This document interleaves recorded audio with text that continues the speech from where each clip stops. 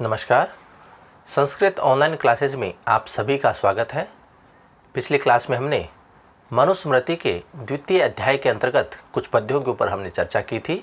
आज हम उसी क्रम को आगे बढ़ाते हुए आगे के जो हमारे पद्य हैं उनको लेकर के हम चर्चा करेंगे। तो आइए शुरू करते हैं। हमारा अगला जो पद्य है वो है यो अवमन्यते ते मूले हेतु शास्त्र आश्रयाद द्विजः स साधुभिः बहिष्कार्यो नास्तिको वेद निंदक है। इस पद्य के अंतर्गत मनु ने जो नास्तिक होते हैं उनकी निंदा की गई है। नास्तिक कौन होते हैं तो उनके ऊपर भी यहाँ पर चर्चा की गई है। तो देखिए मनु कहते हैं यह अर्थात जो द्विजय अर्थात ब्राह्मण हेतु शास्त्र आश्रयात अर्थात हेतु शास्त्र का मतलब हुआ तर्क शास्त्र का, तो तर्क शास्त्र का आश्रय लेकर के ते मूले और उन मूल का मतलब हो गया वेद और स्मृतियाँ, उन मूल का अर्थात वेदों और स्मृतियों का अवमन्यते अर्थात अवमानना करता है, अपमान करता है कि जो ब्राह्मण हेतु शास्त्र का आश्रय लेकर के या तर्क शास्त्र का आश्रय लेकर के उन वेद और स्मृतियों अर्थात उन मूल शास्त्रों का अपमान करता है, उनकी अवमानना करता है, से अर्थात वह ब्राह्मण वेद निंदक है, वह वेद निंदक है, और नास्तिक है, वह नास्तिक होता है। साधु भी ही बहिष्कार्य, और जो सज्जन लोग होते हैं, शिष्ट लोग होते हैं, उनके द्वारा उस ब्राह्मण व्यक्ति का बहिष्कार्य है अर्थात बहिष्कार करना चाहिए। तो एक बार पुनः देखिए, मनु कहते हैं कि यह अर्थात जो द्विजय अर्थात ब्राह्मण हेतु शास्त्र आश्रयात हेतु शास्त्र का आश्रय लेकर के या तर्क शास्त्र का आश्रय लेकर के ते मूले उन मूल अर्थात स्मृति और वेदों का अवमन्यते अपमान करता है या उनकी अवमानना करता है, तो सह अर्थात वह ब्राह्मण वेद निंदक है, वह वेद निंदक है, और नास्तिक है, वह नास्तिक है। इसलिए साधु भी ही बहिष्कार्य है, तो शिष्ट जनों के द्वारा या सज्जनों के द्वारा उस ब्राह्मण व्यक्ति का बहिष्कार करना चाहिए। तो इसी का वर्णन इस पद्य में मनु ने किया है। अगला पद्य देखिए, वेदः स्मृतिः सदाचारः स्वस्य च प्रिय आत्मनः एतत् चतुर्विधं प्राहु साक्षात धर्मस्य लक्षणम। इस पद्य में मनु ने धर्म का लक्षण क्या होता है उसके बारे में बताया है। तो मनु कहते हैं वेद अर्थात वेद, स्मृति स्मृति, सदाचार अर्थात अच्छा आचरण या सदाचार, स्वस्य आत्मनः प्रियम च और अपनी आत्मा की प्रसन्नता अर्थात जिस आचरण को करने से हमारा मन प्रसन्न होता है वह, एतत् चतुर्विधम ये चारों, साक्षात धर्मस्य लक्षणम प्राहु साक्षात रूप से धर्म का लक्षण कहा गया है या बताया गया है।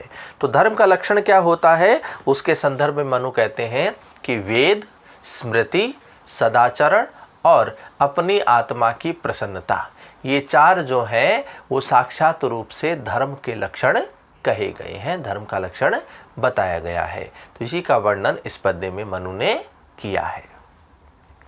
अगला पद्य देखिए, अर्थ कामेषु अशक्तानाम धर्म ज्ञानम विधीयते धर्मम जिज्ञासमानानाम प्रमाणम परम श्रुति। अब यहाँ पर जो श्रुति है अर्थात जो वेद है वही परम या श्रेष्ठ प्रमाण होता है। तो इसी के बारे में इस पद्य में बताया गया है। तो मनु कहते हैं कि अर्थ कामेषु अर्थ और काम में, असक्ता नाम अर्थात आसक्ति से रहित, धर्म शास्त्रम विधीयते अर्थात जो लोग होते हैं जो अर्थ और काम में आसक्ति नहीं रखते, आसक्ति से रहित जो होते हैं, ऐसे जो लोग हैं, धर्म शास्त्रम विधीयते वही धर्म शास्त्र का उपदेश पाने के योग्य होते हैं या उन्हें धर्म शास्त्र का ज्ञान या उपदेश दिया जाता है। जो अर्थ और काम में आसक्ति नहीं रखते हैं, जो अर्थ और काम में आसक्ति से रहित लोग होते हैं, उन्हें ही धर्मशास्त्र का ज्ञान या उपदेश दिया जाता है। धर्मम जिज्ञासमानानाम श्रुति परमम प्रमाणम अस्ति। धर्मम अर्थात जो धर्म तत्व को जानने की इच्छा रखता है, धर्मम जिज्ञासमानानाम, जो धर्म तत्व को जानने की इच्छा रखने वाले लोग हैं उनके लिए श्रुति ही परमम प्रमाणम अस्ति। श्रुति अर्थात वेद ही, परमम अर्थात श्रेष्ठ, प्रमाणम अर्थात प्रमाण, अस्ति अर्थात है। तो उन लोगों के लिए तो वेद ही श्रेष्ठ प्रमाण होते हैं। तो यहाँ मनु कहते हैं कि जो अर्थ और काम में आसक्ति नहीं रखते, जो अर्थ और काम में आसक्ति से रहित मनुष्य या लोग होते हैं, उन्हें ही धर्मशास्त्र का ज्ञान या उपदेश दिया जाता है।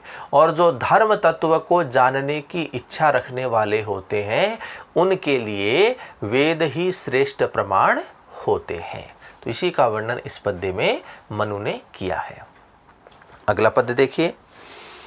श्रुति द्वेद्यम तु यत्र स्यात् तत्र धर्मावुभौ स्मृतौ उभावपि ही तौ धर्मौ सम्यग् उक्तौ मनीषिभिः। अब यहाँ पर यदि श्रुतियों में द्वैध भाव उत्पन्न हो जाए, विरोधाभास उत्पन्न हो जाए, दो श्रुतियों में यदि विरोधाभास होता है तो दोनों ही श्रुतियों को प्रमाण मानना चाहिए, दोनों को ही धर्म कहा गया है। तो इसी का वर्णन इस पद्य में किया गया है। तो मनु कहते हैं यत्र तो अर्थात जहाँ, श्रुति द्वेधम अर्थात दो श्रुतियों में, द्वेधम अर्थात द्वेष भाव उत्पन्न हो जाए, विरोधाभास उत्पन्न हो जाए, तत्र उभौ धर्मो स्मृतौ, तो दोनों को ही धर्म कहना चाहिए, दोनों को ही धर्म कहा गया है। ही क्योंकि मनीषिभिः, क्योंकि मनीषियों के द्वारा, जो श्रेष्ठ जन है, सज्जन है, शिष्ट जन है, उनके द्वारा, तौ उभौ अपि धर्मौ सम्यग् उक्तौ, तो दोनों ही धर्मों को ठीक बताया गया है, सही या उचित बताया गया है। यदि दो श्रुतियों में विरोध की स्थिति उत्पन्न हो जाए, विरोधाभास हो जाए, तो दोनों को ही धर्म कहा गया है, श्रेष्ठ कहा गया है। और क्योंकि जो मनुष्य लोग हैं, जो सज्जन हैं, शिष्ट जन हैं, उनके द्वारा दोनों धर्मों को ही उचित बताया गया है, सही बताया गया है। तो इसी का वर्णन इस पद्य में मनु ने किया है। अगला पद्य देखिए। निषेकादि शमशानान्तो मंत्रै यस्योदितो विधिः तस्य शास्त्र अधिकारो अस्मिन् ज्ञेयो नान्यस्य कस्यचित्। तो यहाँ इस प्रसंग में, इस पद्य के अंतर्गत, जो संस्कारित व्यक्ति होता है, जिसके संस्कार हुए हैं, जन्म के पूर्व से लेकर के जन्म की मृत्यु तक के पश्चात के जो संस्कार बताए हैं, वो संस्कार यदि किसी व्यक्ति के हुए हैं, वही व्यक्ति इन धर्मशास्त्रों का अधिकारी कहा गया है। तो इसी का वर्णन इस पद्य में मनु ने किया है। तो मनु लिखते हैं कि यस्य अर्थात जिस व्यक्ति के, निषेकादि शमशानांतम, निषेक अर्थात जो गर्भाधारण है, अर्थात जन्म के पूर्व के जो संस्कार हैं, गर्भाधान आदि संस्कार, उस संस्कार से लेकर के शमशानांतम अर्थात शमशान या मृत्यु के पश्चात जो अंत्येष्टि आदि संस्कार होते हैं वहाँ तक। तो जन्म के पूर्व गर्भाधान संस्कार से लेकर के मृत्यु के पश्चात अंत्येष्टि आदि संस्कार तक विधि अर्थात जो क्रियाएं मंत्र वेद मंत्रों के द्वारा उदित है अर्थात कही गई हैं, किसी व्यक्ति की बताई गई हैं, या जो क्रियाएं या जो विधियां वेद मंत्रों से करना बताया गया है, अस्मिन शास्त्र तस्य अर्थात उसी व्यक्ति के, अस्मिन शास्त्रे इन शास्त्रों में अधिकार होता है, ज्ञ कहा गया है, कस्यचिद अन्यस्य न, इनके अलावा अन्य किसी का भी अधिकार नहीं है। तो जिन व्यक्ति का संस्कार हुआ है जन्म के पूर्व से अर्थात गर्भाधान संस्कार से लेकर के मृत्यु पर्यंत अर्थात मृत्यु के पश्चात जो अंत्येष्टि संस्कार होता है, उस संस्कार तक जो वेद मंत्रों के द्वारा जो क्रियाएं विधियां बताई गई हैं, वही व्यक्ति उन धर्मशास्त्रों का अधिकारी होता है, उसी व्यक्ति का धर्मशास्त्र में अधिकार होता है। इसके अलावा अन्य व्यक्ति का इन धर्मशास्त्र में अधिकार नहीं होता है। तो यही इस पद्य में मनु ने बताया है। अगला पद्य देखिए। सरस्वती द्विषद्वत्योर्देवनद्योर्यदन्तरं तम देव निर्मितम देशम ब्रह्माव्रतम प्रचक्षते। अब ब्रह्माव्रत जो स्थान है, देश है, उसके बारे में बताया है कि उसकी स्थिति किस प्रकार की है। तो मनु लिखते हैं कि सरस्वती दृषद्वत्यो, सरस्वती और दृषद्वती जो नदी है, जो देव नद्यो, जो देवताओं की नदियां हैं, तम अनंतरम, उन दोनों के मध्य में, तम देव निर्मितम, उस देश को, उस स्थान को देव निर्मितम अर्थात देवताओं के द्वारा जो निर्माण किया गया है, देशम, वह देश, ब्रह्माव्रतम प्रचक्षते, ब्रह्माव्रत कहा गया है। कि सरस्वती नदी और द्विषद्वती नदी के मध्य में जो देव नदियां हैं, इन दोनों नदियों के मध्य में देवताओं के द्वारा जिस स्थान या जिस देश का निर्माण किया गया है, वह देश ब्रह्माव्रत देश कहा गया है। तो एक बार पुनः इसके अर्थ को देखिए। सरस्वती द्विषद्वतयो देव नद्यो, सरस्वती और द्विषद्वती देव नदियों के मध्य में, यत अनंतरम, उन दोनों नदियों के मध्य में, तम देव निर्मितम, उस देवताओं के द्वारा निर्मित, देशम, देश को, ब्रह्माव्रतम प्रचक्षते, ब्रह्माव्रत देश कहा गया है। तो ब्रह्माव्रत की स्थिति किस प्रकार है, वह कहाँ है, तो इसी का वर्णन इस पद्य में मनु ने किया है। अगला पद्य देखिए। तस्मिन् देशे यह आचार्य पारंपरिक क्रमागतः वर्णानाम शांतरालानाम स सदाचार उच्यते। अब इन देशों में जो आचरण किया जाता है, जो आचार है, उसे ही सदाचार कहा गया है। तो इसी का वर्णन इस पद्य में किया गया है।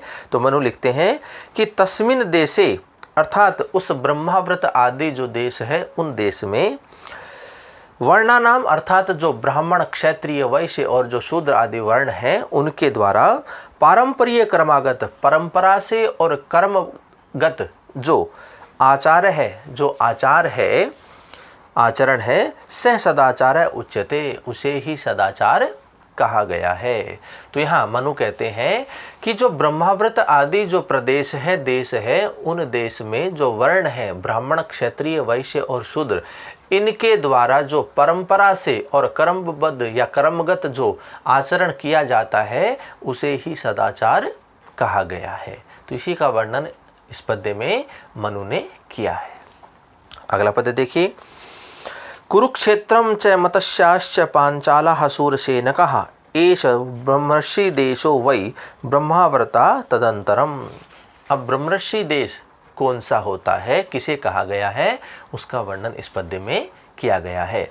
तो मनु कहते हैं कुरुक्षेत्रम अर्थात कुरुक्षेत्र, मत्स्य अर्थात मत्स्य, पांचाला अर्थात पांचाल, शूरसेन का अर्थात शूरसेन, च एष ब्रह्माव्रतात, ये ब्रह्माव्रत जो प्रदेश है, देश है, अनंतरम अर्थात उनके निकटस्थ जो है वो स्थान बताए गए हैं। कि जो ब्रह्माव्रत देश जो है, जो सरस्वती नदी और द्विषवती नदी के मध्य में स्थित है, जो कि देवताओं के द्वारा निर्माण इसका किया गया है, तो उस ब्रह्माव्रत देश के कुरुक्षेत्र, मत्स्य, पांचाल और शूरसेन, ये निकटस्थ प्रदेश बताए गए हैं। ब्रह्मर्षि देश उच्यते, और इन्हें ब्रह्मर्षि देश कहा जाता है। ब्रह्मर्षि देश के अंतर्गत जो कुरुक्षेत्र है, मत्स्य है, पांचाल है और शूरसेन, ये 4 स्थान शामिल किए गए हैं। इनको चारों को मिला करके ब्रह्मर्षि देश कहा गया है। और ये ब्रह्मर्षि देश जो है वो ब्रह्माव्रत देश के निकटस्थ स्थान बताए गए हैं। तो इसी का वर्णन इस पद्य में मनु ने किया है। अगला पद्य देखिए। एतत् देश प्रसूतस्य सकाशाद अग्रजन्मनः स्वं स्वं चरित्रम शिक्षेरन पृथ्व्याः सर्वमानवाः। अभी कहते हैं कि इन प्रदेशों में जो ब्रह्माव्रत आदि जो प्रदेश हैं, जो पांचाल, शूरसेन आदि जो प्रदेश हैं, इन प्रदेशों में जो अग्रजन्म जिनका हुआ अर्थात जो ब्राह्मण आदि हैं, उन ब्राह्मणों के द्वारा धर्म की शिक्षा को ग्रहण करना चाहिए, अपने अपने चरित्र की शिक्षा ग्रहण करनी चाहिए। तो इसी का वर्णन इस पद्य में किया गया है।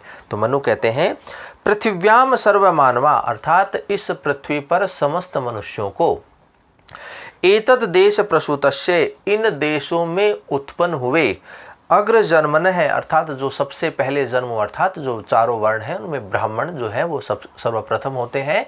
तो अग्र जन्मन अर्थात ब्राह्मण आदि से स्वम स्वम चरित्रम, अपने अपने चरित्र की, शिक्षेरन अर्थात शिक्षा को ग्रहण करना चाहिए।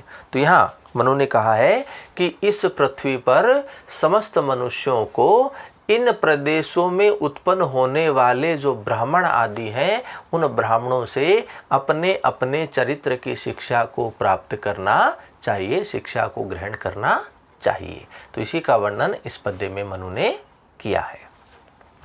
अगला पद्य देखिए। हिमवद विंध्योर मध्यम यत प्राग विंसनादपि प्रत्यगेव प्रयागाश्च मध्य देश प्रकीर्तित है। अब मध्य देश किसे कहा गया है, उसकी स्थिति किस प्रकार से है, उसी का वर्णन इस पद्य में किया गया है। तो मनु कहते हैं कि हिमवद विंध्यो मध्यम, अर्थात हिमालय पर्वत और विंध्याचल पर्वत के मध्य में, विंसनात अपि प्राक, और विंसन नामक जो स्थान है उसके पूर्व से, प्रयागात च पर्यतक, और प्रयाग के पश्चिम में। तो कहते हैं हिमालय पर्वत और विंध्याचल पर्वत के मध्य में, और विंसन नामक स्थान के पूर्व में, और प्रयाग नामक स्थान के पश्चिम में यह देश अस्ति, जो देश स्थित है, स मध्य देश प्रकीर्तित है, वह मध्य देश कहा गया है। तो मध्य देश की स्थिति क्या है कि हिमालय पर्वत और विंध्याचल पर्वत के मध्य में, और विंसन नामक स्थान के पूर्व में, और प्रयाग नामक स्थान के पश्चिम में जो स्थान या जो देश स्थित है वही मध्य देश कहा गया है। तो इसी के बारे में इस पद्य में मनु ने बताया है। अगला पद्य देखिए। आसमुद्रातु वै पूर्वादासम आसमुद्रातु पश्चिमात् तयोरेवानन्तरम गिरियो आर्याव्रतम विदुर्बुधा बुधा। अब ये आर्याव्रत जो देश है, आर्याव्रत जो स्थान है वह कहाँ है, उसकी स्थिति किस प्रकार से है, उसी का वर्णन इस पद्य में किया गया है। तो मनु लिखते हैं कि पूर्वात समुद्रात तु आ पश्चिमात समुद्रात, कि पूर्वी समुद्र से लेकर के पश्चिमी समुद्र तक, तयोगिरियो, और दोनों पर्वत के मध्य में, दोनों पर्वत का मतलब हो गया हिमालय पर्वत और विंध्याचल पर्वत, इन दोनों पर्वत के मध्य में, अनंतरम देश बुधा, जो देश कहा गया है वह आर्यावर्त विदुहु, वह आर्यावर्त देश कहा गया है। तो आर्यावर्त देश की स्थिति किस प्रकार से है कि पूर्वी समुद्र से लेकर के पश्चिमी समुद्र तक, और दोनों पर्वतों के मध्य में, अर्थात हिमालय पर्वत और विंध्याचल पर्वत के मध्य में जो स्थान विद्यमान है, जो देश विद्यमान है, वह आर्यावर्त देश कहा गया है। तो इस प्रकार आर्यावर्त देश की स्थिति के बारे में इस पद्य में मनु ने बताया है। तो आज की क्लास में हमने मनुस्मृति के द्वितीय अध्याय के अंतर्गत कुछ महत्वपूर्ण पद्यों के ऊपर हमने चर्चा की। आगे के जो पद्य हैं वो अगली क्लास में हम करेंगे। तो आज की क्लास में इतना ही। धन्यवाद।